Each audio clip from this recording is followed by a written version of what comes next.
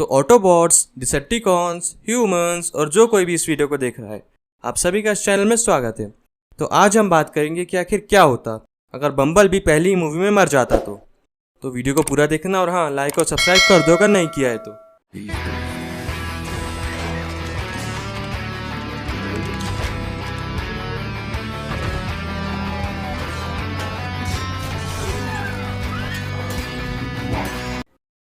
तो सबसे पहले बात कर लेते हैं कि आखिर बम्बल बी मरता कैसे।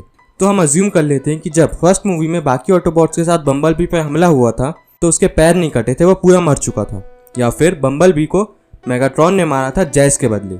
तो यार फर्स्ट मूवी में ज़्यादा कुछ चेंज तो नहीं आता, बस सैम को आखिरी में उसका सबसे अच्छा दोस्त नहीं मिलता, यानी बम्बल बी नहीं मिलता। लेकिन सेकेंड मूवी में पूरी कहानी बदल जाती। जब सेकेंड मूवी के शुरू में सैम के घर में हमला हुआ था तब बम्बल बी बचाने नहीं आता और सैम का पूरा घर उड़ जाता। और तो और जब सैम ने गलती से क्यूब के टुकड़े को छीन लिया था और क्यूब का असर सैम पे होने लगा था, तब बम्बल बी के ना रहने की वजह से स्किड्स और मडफ्लैप के साथ आयरन हाइड या और कोई ऑटोबॉट सैम को बचाने आता। लेकिन अज्यूम कर लेते कि आयरन हाइड ही आता, पर एक प्रॉब्लम थी। अब सैम बम्बल बी के जैसे आयरन हाइड पे रॉब नहीं झाड़ सकता था, उसे ना चाहते हुए भी आयरन हाइड को अपने पास अपनी प्रोटेक्शन के लिए रखना ही पड़ता। जिसकी वजह से जब एलिस सैम पे हमला कर रही थी तब आयरन हाइड या तो आराम से एलिस को कुचल देता या फिर पूरा स्कूल ही उड़ा देता, लेकिन सैम को कुछ नहीं होने देता। मैं यहाँ बम्बल बी को हेट नहीं कर रहा हूँ, मैं बस अपने अजम्पशंस बता रहा हूँ। भूलना मत कि चैनल के इंट्रो पर भी बम्बल बी है। आयरन हाइड के साथ रहने की वजह से मेगाट्रॉन सैम को किडनैप नहीं कर पाता, या फिर हो सकता है कि अपनी फोर्सेस की मदद से कर लेता। शायद ऑप्टिमस प्राइम मरता नहीं या मर भी जाता, लेकिन ये सब बाद के वीडियो का टॉपिक है। इसके बाद जैसे कि हमने मूवी के दौरान देखा, बम्बल बी की वजह से मैट्रिक्स आसानी से मिल गया था, लेकिन उसकी जगह और कोई ऑटोबॉट होता तो मैट्रिक्स ज़्यादा देर से मिलता, या हो सकता है मिलता ही नहीं। अब आ जाते हैं फाइनल बैटल पे। फाइनल बैटल पे सैम के पेरेंट्स नहीं बच पाते, क्योंकि वो बम्बल बी ही था जिनने सैम के पेरेंट्स को वॉर के एरिया से दूर ले गया था ताकि वो लोग सेफ रह सके। लेकिन ऐसा कोई और ऑटोबॉट नहीं कर सकता था, खास करके आयरन हाइड, क्योंकि इन लोग जंग के मैदान को छोड़ के नहीं जाते। और इसी तरह बम्बल बी के ना रहने की वजह से सैम के पेरेंट्स सरवाइव नहीं कर पाते।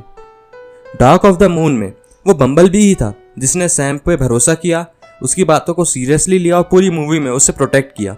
लेकिन बम्बल बी के ना रहने की वजह से सैम पे कोई भरोसा नहीं करता, और हो सकता था कि सैम पहले ही मर जाता, या तब मर जाता जब सैम कार्ली को बचाने आया था और वो उस दौरान बिल्डिंग से कूद गया था।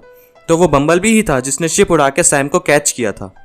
तो ये हो गई ट्रांसफॉर्मर्स ट्रायलॉजी की बात, जिसपे सैम था, जिसपे कि हमने देखा कि बम्बल बी अगर नहीं रहता तो सैम के पास कोई भी मोरल सपोर्ट नहीं रहता, और सेकेंड मूवी में ना तो वो मैट्रिक्स तक पहुंच पाता और थर्ड मूवी में तो वो सरवाइव ही नहीं कर पाता।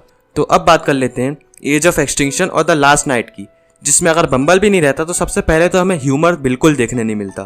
केड और उसके साथियों का KSI में घुसना मुश्किल हो जाता, और ऐसे बहुत चांसेस थे कि हाउंड लास्ट बैटल में सरवाइव नहीं कर पाता, क्योंकि वो बम्बल बी ही था जिसने उसकी मदद की थी।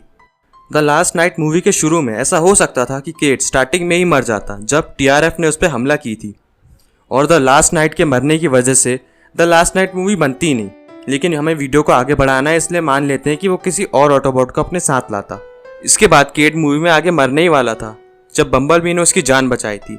उस समय जब केट और विवियन सबमरीन में बैठे थे और उन पर हमला हो गया था, तो वो बम्बल बी ही था जिसने केट की जान बचाई थी। इसके बाद जिस जगह वो स्टाफ मिली थी उस जगह केड, विवियन और सारे TRF वाले ऑप्टिमस के हाथों मारे जाते अगर बम्बल बी बीच में नहीं आता तो।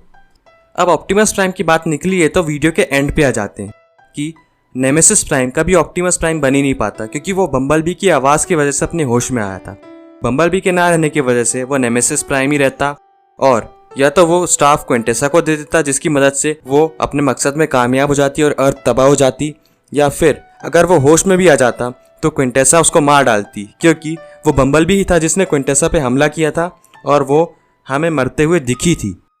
तो यार बस आज के लिए इतना ही, यही थी बम्बल बी की कहानी। लेकिन फिर भी हमसे अगर कोई डिटेल मिस हो गई हो तो कमेंट सेक्शन में ज़रूर बताना, और अगर चैनल पर नए आए हो तो लाइक और सब्सक्राइब कर दो, और हाँ, बेल आइकन दबाना मत भूलना। मिलते हैं नेक्स्ट वीडियो में।